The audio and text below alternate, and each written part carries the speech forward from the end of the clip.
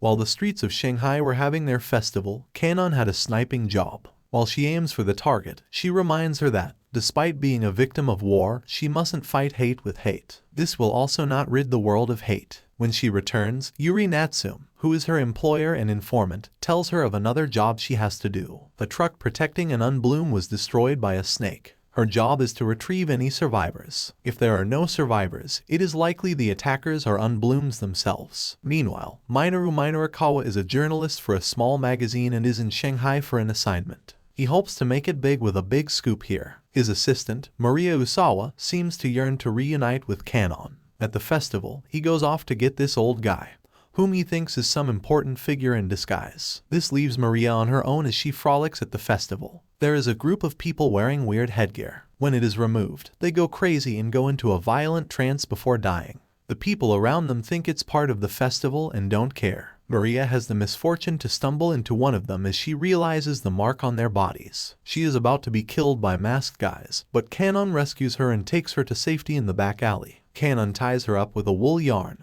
a symbol of their friendship that she cannot break, and returns to her mission. Nino realizes his target was a false alarm. Then he sees Cannon running around and real bullets flying about. With the people still frolicking, he realizes the people have closed their eyes to not accept this reality, and think this is all part of the revelry. Cannon uses her super magic sight to sniff out the masked people and shoot them. Meanwhile, a truck with soldiers escorting a young girl, Alfid, who is supposed to be the head of Snake, is ambushed. It's Liang Kai and Cummings to the rescue. All American soldiers were slaughtered, and even Alfid took out some of them before she escaped. Liang Kai informs her that the girl is back in Shanghai and can't wait to kill her. However, Alfid ignores her little sister and wants Cummings to hand over the report for some anti-terror summit in New York. Minoru goes through his film's negatives and notices some of the weird marks on the corpses. A flashback shows his boss telling him about the deadly UA virus. Derived from the Swahili word that both means flower and death, its mortality rate is 100%.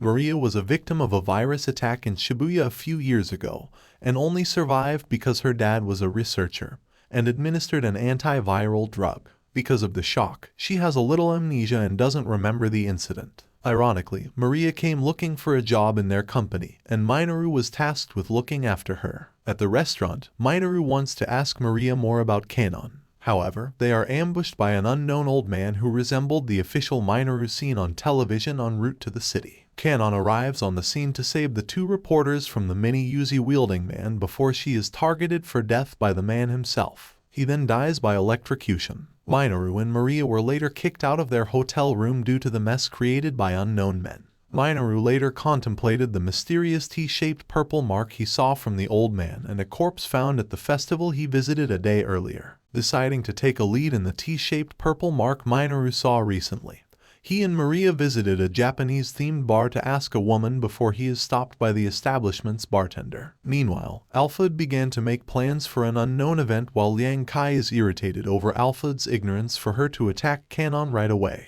Cannon later was able to visit Maria with the help of her synesthesia-based abilities despite that she and Minoru were forced to stay in a run-down apartment. Maria and Cannon later decide to take a tour around Shanghai, the two of them visiting the Bund sightseeing tunnel when Cannon was lured away from the tram to check on a supposed trap before running back to see Maria missing. Cannon fights against a young boy who told her that he is a borner due to his mysterious ability after being infected with the UA virus, which in case gave him the ability to hide in narrow passages. Cannon killed him with a well-placed shot in the body to obtain the detonator for the explosive placed on Maria's head after she was restrained. Maria is still depressed. She always thought Cannon was a normal girl. Cannon, on the other hand, wonders if she will lose it again. A flashback shows she was the only survivor in a decimated village. A soldier, Siam, picked her up out of pity and trained her to be a mercenary. Cannon loves guns because they give off no color. She hates blue, as it is the color of hatred, and that's why she is able to pinpoint her enemies. Remembering Siam's words about not fighting hatred with hatred, Cannon knows it, but she desperately doesn't want to lose it again. It seems Siam was killed by Alfid, and that was the first time Cannon lost something precious. Alfid attends a party for Daedala, of whom she is a majority stockholder, and the company will be hosting the upcoming anti-terrorist conference. While Cannon is also staking out at that party, waiting for her perfect chance, Minoru gets more information about the mark. It is actually bulging veins that overlap each other. Maria is running around, looking for Cannon. She needs to apologize to her. She realizes Cannon has always saved her from dangerous moments. It's the reason she is able to hold a camera. All because she met Cannon. She wanted to understand her, but instead she blamed her and ran away from the guilt. She almost got into trouble with some backstreet ruffians, but thankfully she got rescued by Union. Meanwhile, Alfid knows Cannon will ambush her in the toilet. She claims Cannon has fallen into the same place that she was. As they shortly fight, Alfid is clearly superior, and can even restrain Cannon while keeping her dress clean. Alfid tells her it must be hatred that has made Cannon sloppier. Alfid was once like that but escaped it. But Alfid won't kill her yet since she can still have fun. Cannon is left to lick her wounds as she escapes, Alfid's words still haunting her every move. Maria stays with Union in her personal houseboat. Union is later summoned by Liang Kai with a mission assigned to her. Maria and Minoru later investigate the T-shaped marks with the assistance of Japanese physicians back in Japan to study them and find out what has caused them for themselves. Cannon later meets Union embarrassingly, as part of the latter's mission is to get rid of her. Despite pleas from Maria, Cannon and Union continue to face off against each other unsuccessfully, with a plan by Union to kill herself and Cannon with dynamite mounted throughout her entire body before Cannon decides to save the girl out of pity for Maria since she is her only friend. Back in Maria and Minoru's rented apartment room, Union confesses to her true state as a borner, but without any kind of special abilities granted to her by the UA virus infection since it merely gave her 2 appendixes. Minoru later pays him money to help her be a double agent for both him and the Snakes as his personal informant. Minoru thinks his journalism effort has been recognized since he received a reporter pass to the anti-terrorism press conference. But he'll let Maria cover that as he goes to talk to Hako for more details. As he questions her, the moment she speaks, his head starts to hurt. The conference begins, and as Maria snaps pictures, Alfid approaches her. She is unsure if Maria is playing dumb by not recognizing her. The US president has a speech about love and peace, while Liang Kai sets off the bombs. The place is in panic, but the bombs have cordoned off all exits. After Mino recovers, he barges back to Santana's bar to question Hako if that is her special power. But a news live on TV that the press conference is under attack. Minoru call the taxi driver and make his way there. Maria is brought to the control center, where Alfid and Liang Kai are waiting. Liang Kai calls Cannon and tries to rile her by threatening Maria. Instead, it is Liang Kai who gets riled up as Cannon and Maria ignore her to reassure each other. Liang Kai is at boiling point and wants to kill Maria, but is stopped when Alfid fires a warning shot. She warns her about letting her hatred get the better of her, and those with such hatred should be disposed. Then she tells Maria that her role is to live in the underground shelter where all the politicians are taking shelter. The Japanese vice minister starts to feel sick. The UA virus begins to take effect as he dies a bloody death. Cannon is so fast dodging the bullets that the soldiers shoot each other. Liang Kai wants to go handle Cannon, but with Alfid warning how mistakes will arise when one doesn't listen, Liang Kai throws a childish tantrum and storms off. The White House staff deliberated on how to save the situation. An option is to get the vaccine, which Kenji Maria's father administers. Unfortunately, the moment he leaves his building, his car explodes. Alfid then speaks to the politicians holding up in the safe room. She informs them that all of them are infected with the UA virus and, in no time, will die. However, America has decided to make sure they go out in style, and they have ordered the stealth bombers to bomb the hell out of this place. When Maria doesn't remember a thing, Alfid beats her up and tells the backstory of a soldier who trained a couple of kids to become mercenaries. Both shared the same name. Alfid's real name was Cannon, but she tossed it away a long time ago. Alfid tells her men to leave once it's time. Cannon then comes in to rescue Maria, but is told of the situation. Yuri sees Santana since he has a secret room with hacking devices. She contacts Cannon and tells him her intentions to hack some American satellites. Kenji is seen dropping into the convention center. Actual footage shows that the explosion was fake and edited just to bamboozle the USA into using this bombing order. With the stealth bombers already dropping a bomb, Cannon's ability now goes digital. The bomb explodes. However, everybody is still alive. Cannon tells Maria that Yuri managed to change the GPS coordinates of the bomb, and it didn't hit the convention center. The stealth bombers abort mission. The White House is left guilt-ridden and red-faced due to their incomplete mission. And Yuri lecturing Santana about forgiveness will not be waiting for you at the end of running away. Cannon starts to feel weird and starts to now see colors. Cannon emerged safe after she collapsed, being told by Maria that she was simply tired. Kenji, in a phone conversation with Minoru, further informs him of the UA virus and how sometimes people can survive from the virus infection. The American vice president later has a tapped phone conversation with Alfid, thanking him for the cooperation she had with him in the nature of ensuring anti-terrorism business keeps going for a few more years. During a public concert, Hako showed off her vulnerability with people having severe headaches without them being aware. It later forced Cannon and Maria to flee as Hako had nightmares of how she first knew of her ability from being infected with the UA virus. Minoru later confronts Santana, Hako's guardian, over the nature of the Borners and the UA virus. Cannon and Maria later go on a long cruise with Santana, Minoru and Hako in a SUV that took them to the desert regions of China. Maria and Cannon later talked about being together and reaffirming their friendship since it helped them over problems they had, such as Cannon's inability to see colors from her synesthesia or from Maria having Cannon by her side all the way, straining the two of them in potential danger. Hako tries to strangle Cannon in her sleep, remarking to the mercenary that it was her fault. The group later encounters Union, traveling on a bicycle. Union pretends not to know them. Cummings reports on Liang Kai at the factory. He is shocked when Alfid orders him to kill her. Union explains that she is heading to that village because, if she's going to die, it might as well be where she came from. As for the medicine, you can't get it from anywhere else since it is tailored specifically to that person's symptoms. And then Maria starts punching Union because she doesn't want her to die. Awkwardness is interrupted when a strange masked guy starts firing his machine gun at them. Cannon has had a hard time approaching since she lost her ability. Hako then screams out not to kill him. After temporary dizziness in everyone, the strange just explodes and dies. Some of them recognize him as one of the locals. Santana points out that he is an unbloom. Arriving at the village, Santana tells Minoru what really happened. Santana used to work with Langley from the CIA.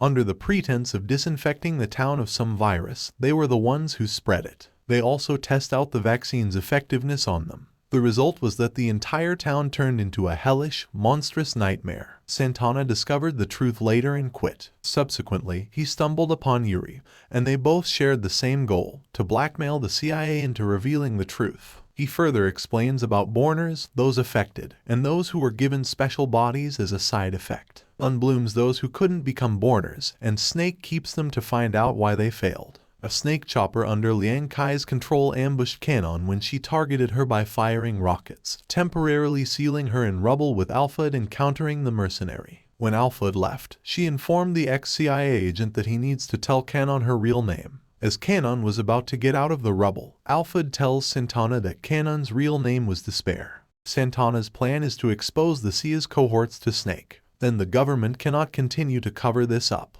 This way, there would be a free flow of the medicine. The factory is disguised as an abandoned village. Once they go inside, they see unbloomed zombies, which activated Hako's trauma. She runs away into a room where a video of Liang Kai wants her to join her to kill Cannon. She reveals that this factory was built so that a second Cannon could be created. After all the sympathetic words, Hako isn't moved and she will not join her. Further flashbacks reveal Santana pleaded with Alfid to take Hako with him. She agreed, as long as he forgets this place and plays by their rules. Though Liang Kai was against it since Hako is a valuable Borner, Hako enters Liang Kai's room and starts ranting about her pitiful state. To her shock, it is actually Santana, who is strapped onto the seat. Hako is left in despair while Liang Kai, in another video, laughs her ass off. Santana doesn't blame Hako, because he knows he isn't going to make it. He wants Hako to say she loves him in her voice. She keeps repeating it until he dies. Liang Kai then activates the entire factory, cancelling out normal noises. While this means everyone is resistant to Hako's voice, only Cannon will be affected as she processes her senses differently. Cannon starts experiencing a massive headache since the despaired Hako continues to be a broken recorder. Minoru tries to approach her since Santana has promised to wake her up from this dream if something happens to him. Luckily, Hako is a bad shot. He still took some bullets before managing to hug her. Meanwhile, Maria and Union stumble into an underground lair. To their shock, they see a look-alike Cannon stuck in some ice. Yuri is also here, and she doesn't want witnesses to this secret. Alfid enters the flower gardens and stops Yuri. Alfid then threatens Maria and Union to leave. They reluctantly obey and go to meet up with Cannon. Alfid and Yuri are now alone, and it is revealed that Yuri is a secret agent for the Japanese Defense Intelligence Headquarters and was actually trying to obtain data related to the UA virus. Cannon wakes up Minoru, who had been injured during his attempt to calm Hako down. They meet up with Maria and Union, who ask where Hako and Santana are. Cannon decides to go back to the factory one more time, promising to find Hako. Back in the factory, Liang Kai grows increasingly unstable as Alfid and Cummings try to deal with her, and ultimately she has to be killed after she takes a dose of the UA virus in a mad bid for Alfid's attention, with horrific results due to her not having the necessary genetics for synesthesia. Meanwhile, a covert American task force known as Task Force 124 is deployed from Afghanistan with orders to take down the factory. While the bombers are on their way, Cannon fights off the advance of Delta Force operators already in the factory while the PLA is deployed there. She finds a depressed Hako and a dead Santana, and Hako tells her to leave her behind and take the medicine she found for Union.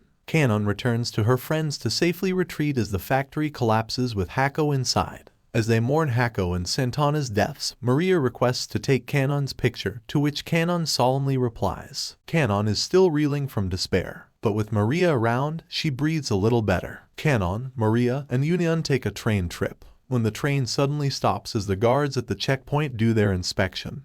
This triggers Cannon's trauma. She rushes to the front and sees Siam sitting there, as well as other dead people whom she killed. They're all blaming her. Siam tells her not to over-rely on her senses, because it warps her senses and makes her overthink. This also makes her lose her sense of truth. He wants her to see things the way they are. Meanwhile, Alfid approaches Maria and Union. It seems she wants Maria to live up to her duty to awaken Cannon's true power, as she is still living in the Stone Age. Maria agrees to do that, but in exchange, he wants to take a photo of her. She realizes she can't walk alongside Cannon anymore. The moment she does that, Alfid shoots and wounds her. When Cannon realizes the light she needs to protect now, she rushes back. She only sees Alfid. She can see Maria's blood trails as Alfid tells her she locked up the duo in the back of the train, and there's a bomb too. Alfid tells Cannon, if she wants to save her, let's keep their playtime to a minimum. Both start shooting each other in this narrow carriage. Both have different interpretations of Siam's teachings. Alfid points out that Cannon was the one who killed Siam,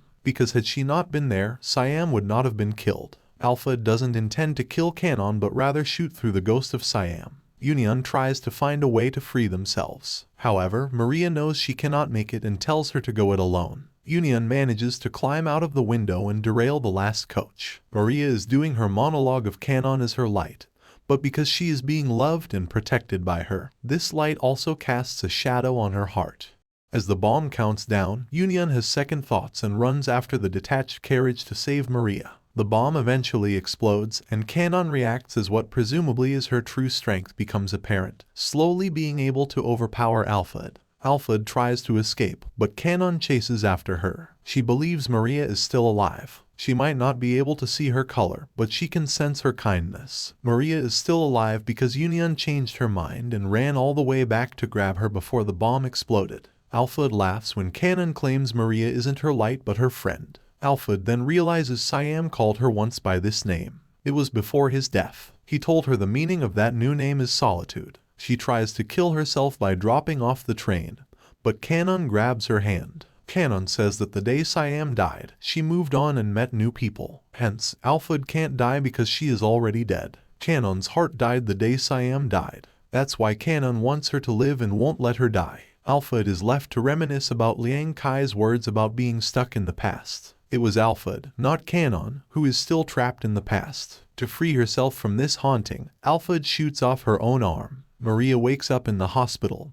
and Minoru updates her. Union carried her most of the way back until he picked them up. He tried to contact Cannon, but she vanished. Maria feels sad that Cannon won't let her stand by her side till the end. But Minoru believes this is what Cannon had wanted. To protect her, even if they are two different people, Maria can still get closer to her through her heart. After all, it's her kindness that binds them together. Minoru is thinking about a career change. He visits Santana's bar one last time. The taxi driver picks them up at the airport as Maria praises how amazing Cannon is. In the aftermath, we see Union doing odd jobs, and Cummings is now a monk. Alfid hinted to be alive because there isn't a one-armed woman in Shanghai. But she and Maria back in Japan organize a photo exhibition of her exploits in Shanghai.